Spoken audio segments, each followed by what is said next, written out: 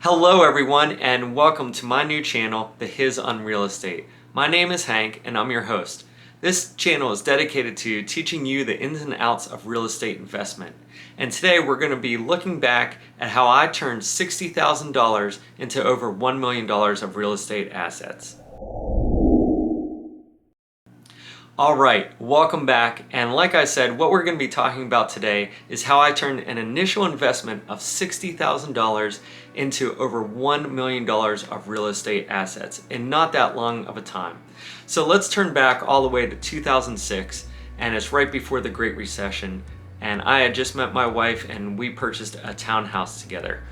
And this townhouse was beautiful, but we bought at the height of the market and we got in a bad loan. We basically made every mistake a rookie can make in real estate investment. And so we took on the townhouse and we lived there for a few years, but we were in the thick of the Great Recession and times were tough. We started a young family and the kids were getting older, they were getting bigger, and it was ultimately time to find a single family home. Now unfortunately, because of the position that we bought, the townhouse, we never got to experience the advantage of equity in our house, positive equity, and how you might be able to leverage that. So we had to do it the hard way. But around 2013, financial conditions were a little bit better, our jobs were a little bit safer, and we started looking around for a single family home. And lo and behold, we found in one of our favorite neighborhoods with lakes and trails and all kinds of beautiful things in the neighborhood, lots of kids everywhere, great schools and everything. It was the perfect neighborhood. They were actually building new homes in the neighborhood, and we just happened to walk into the sales office right before they started with the price increases for the various phases. So we were able to get in on the single family home right at the bottom of the market and bottom of the pricing. It was an incredible opportunity and it set us up for great appreciation in that home. So we went ahead and we built the home. We moved in with the boys and the pets. We finally had a nice big flat yard in this wonderful neighborhood with wonderful neighbors and kids, and it's been a great experience. And the kids have gotten older, pets unfortunately have gotten older, but in the meantime, prices have risen and the value of our house has really appreciated. And at the same time, we've been able to pay down the mortgage during those years. And so now we have a great amount of equity in the home, which is great news.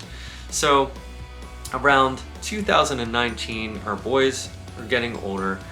They're older elementary school age, and we're finally, taking family vacations without having to change diapers every 2 seconds and the whole deal. So we're traveling more and vacationing more. And the thought came to us, why don't we buy a vacation home? We can find a place maybe where in one of our favorite locations, it ended up being the Outer Banks, North Carolina, which is one of our favorite places to visit. We can find a place that we can visit a number of times a year in the off season, and maybe we can turn it into a short-term rental during the prime rental season and rent it out and get enough cash flow out of those rentals to actually pay for the property, pay the mortgage, and pay the expenses, and at the very least break even.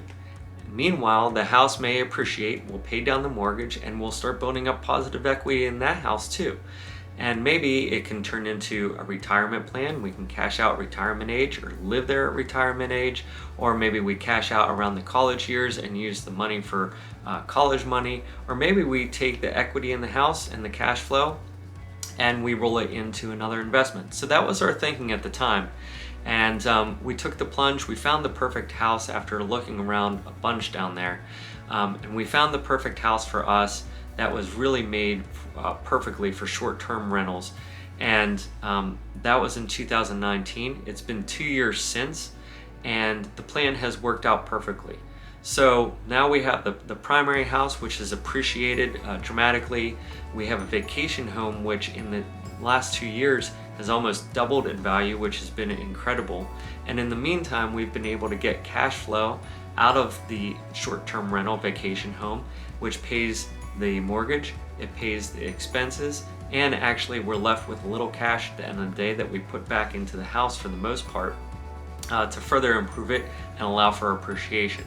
Now, one point we'll be talking about this on the channel is you have to watch the ROI on the improvements you make to a short-term rental. You don't want to necessarily put a ton of money into a short-term rental, things that you might enjoy but tenants typically wouldn't, or things that are really unnecessarily expensive that aren't going to result in a higher rental amount. And we'll talk more in depth about that in later videos. But we've done a lot of painting, a lot of freshening up, a lot of changing fixtures, and a lot of aesthetic things to the house, which I think has really improved the condition and rentability of the house. So since my initial $60,000 investment, our initial $60,000 investment in 2006, we now have a primary residence that it has appreciated greatly in value. We were able to use the leverage and equity in that and put it down on a down payment for the vacation home. So we didn't come out of pocket for the vacation home. We've now still been using that original $60,000 investment. We put it in the vacation home. The vacation home has now appreciated. We have employed mortgage hacking, meaning we've allowed others to pay down that mortgage for us through the rental, so it's not coming out of our pocket. And the house has appreciated and built up equity of its own. And now the question, it being 2021, is what do we do with all of the value in that home from the appreciation? Now, you could sit back and not do anything with the money and just enjoy the vacation home, but what I've done is I've actually written down and come up with a formal 5-year plan that caps out at 2025. And I want to use the equity that we've built to further scale up this real estate investment dream of ours. And so I want one more short-term rental that's really dedicated to short-term rental as an investment to start driving in more passive income, and one long-term rental probably in the local area, and I may even have an opportunity for that coming up. So I'm really excited about that, and that's something I really want to share with you on this channel. The process of going through trying to find those short-term rentals or long-term rentals, the factors that are involved, and how in what geographic areas I search for those. When is the right time to do it? Is now August 2021 the right time to get into the next investment with the prices so high? A couple things you need to look for: the holy trinity of real estate profitability. So you have the leverage and equity you build into the home, you have the appreciation from the home, and you have the cash flow from the home. And in times like these, when the prices are really high, the opportunity for appreciation is much lower. Thus, the opportunity for equity that you can leverage on is much lower, and the opportunity for cash flow, because in a rental, a short-term rental property, the rental amounts are really driven heavily by the vacation market as opposed to just the real estate itself. And so you start getting squeezed there because you hit an affordability issue. You can only charge so much per week for a family vacation in the summertime. And so if the mortgage is higher because the purchase price is higher, you're going to get squeezed because you can't charge that much more for that short-term rental. So those are all the things that I've been thinking about. Those are all the places that I'd like to go and things that I'd like to share with you.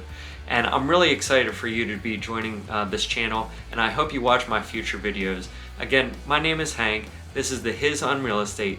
And if you like this video, please click the like button below. And I would really love for you to subscribe to the channel. It would really help me out greatly. And in fact, my younger son, he bet me that I couldn't get 100 subscribers by the end of the year. So that's my mission, and I'm hoping you help me with achieve that mission, which is getting at least 100 subscribers by the end of the year. Thank you so much for watching today. The Hizz On Real Estate. Have a great day. All right, now you heard my story. I want to hear your story. I want to know what your plan is moving forward and where you started in your real estate investment projects. I can't wait to hear. Thank you so much for tuning in today.